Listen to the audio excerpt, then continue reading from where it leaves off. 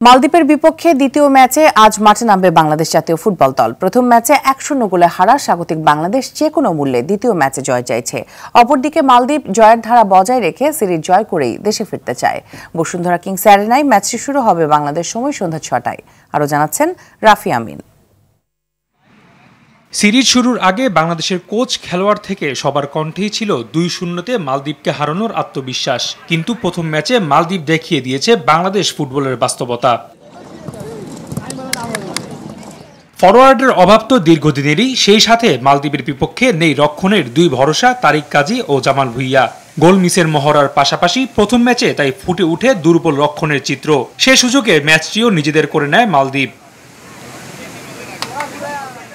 প্রথম ম্যাচে ভালো খেলেও হারের পর দ্বিতীয় ম্যাচে যেভাবেই হোক জয় নিশ্চিত করতে বদ্ধপরিকর স্বাগতিকরা।